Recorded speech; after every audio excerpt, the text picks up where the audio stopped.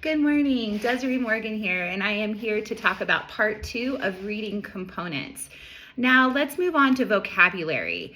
Vocabulary is a set of words we understand that we use when we listen, speak, read, and write. Children grow their vocabulary through everyday conversations like reading out loud, real life experiences with language, a language-rich environment. The more words children are exposed to, the better they can express their ideas and understand what they read. A strong vocabulary supports reading success by helping children make meaning from their text. So an activity you can do with this could be target word instruction. This is by the teacher introducing a new word of the day during a lesson or a read out loud, like during circle time or during a small group instruction. Students can hear the word in a sentence, talk about what it might mean, and practice using it in context. They can show their understanding by drawing a picture, acting it out, or creating their own simple sentences. The accommodations that can be done with this could be beginning learners can use pictures, gestures, or choose between two meanings.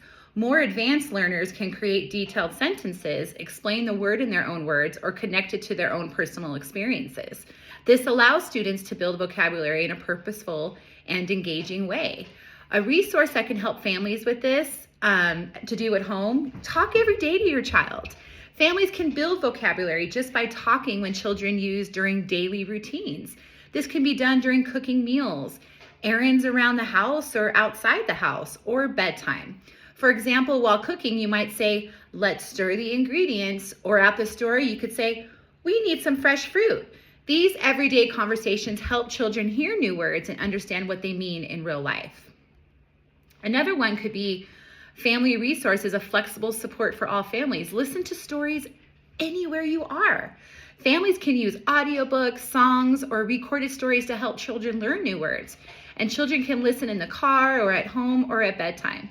This is helpful for families who may be busy, have limited access to books, or speak different languages at home, while still giving children exposure to new vocabulary. Now let's move on to the subject of comprehension. Comprehension is all about the understanding and making sense of what you read. It means thinking about the story, remembering important details, and connecting what you read to things you already know. Strong connection skills help children answer questions, share their thoughts, and they learn things from a book. As children become strong readers, they begin to explore stories more deeply and discover new ideas along the way. An activity you can do with this, we like to call, is a picture detective. I used to do this with my own children. Before reading a story, students can become picture detectives and look closely to the illustrations to guess what might happen next. As the story is read, they check to see if their predictions were correct. This fun activity encourages students to think about the story and make connections as they read. Accommodations with this could be beginning learners can use picture clues and share simple ideas about what they think will happen. More advanced learners can explain their predictions and point to details in the story that supports their thinking.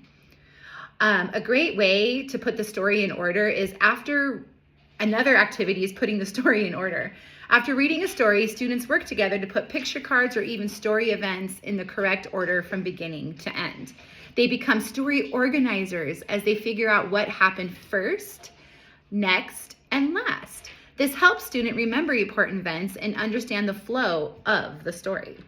Accommodations with this could be beginner learners can use picture cards with teacher guidance. More advanced learners can retell the story about using complete sentences and explain why each event belongs in a certain place in the sequence. Resources for family I like to talk about is family story time. Families can strengthen comprehension by sharing stories from their own lives, such as a funny family memory, a holiday tradition, or something that happened during the day. After listening, children can tell the story back in their own words or draw a picture of their favorite part. This is a great option for families who may have limited access to books or prefer speaking in their home language while building those comprehension skills. Another activity could be a resource is talk about the story. Families can support comprehension by talking about a story before, during, and after reading. For example, they might ask, what do you think will happen next? What was your favorite part? These conversations help children think about and understand what they read. Now I'd like to go over some list of resources that can help families at home. I really like Unite for Literacy. This is an ELL and family resource. This offers free digital books with audio narration in multiple languages. Another resource for families could be PBS Kids Read Along. We have used this in the classroom, and this supports fluency, vocabulary, and comprehension through interactive stories. We even have PBS come into our classroom to help support this as well.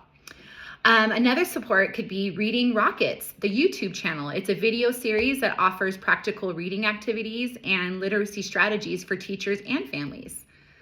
Another source could be what we call the Tar Heel Reader. This is a special education resource, and this provides accessible books for students with any kind of learning disabilities, developmental disabilities, and emerging readers.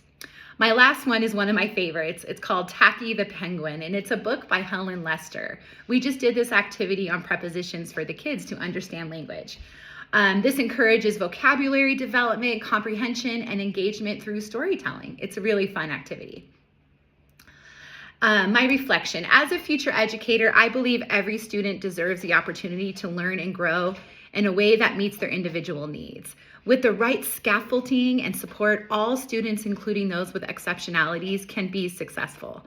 Since every child develops at their own pace and learns in many different ways, it is important to provide developmentally appropriate activities that allow each student to participate and feel successful. Supporting diverse learners means being flexible and intentional with my instruction. Some students need a lot of visual support, hands-on activities, or extra guidance, while others may benefit from just additional challenges and extend their learning. By differentiating instruction and providing multiple ways for students to engage, educators, we can create an inclusive environment where every student feels valued and supported. Family involvement is also a very important part of student success. Providing resources that are accessible and adaptable for families with different backgrounds, languages, and circumstances helps strengthen learning at home. When educators, students, and families work together, children are more likely to build confidence, develop those strong literacy skills, and become lifelong learners. Thank you so very much for watching my video today. Have a great day.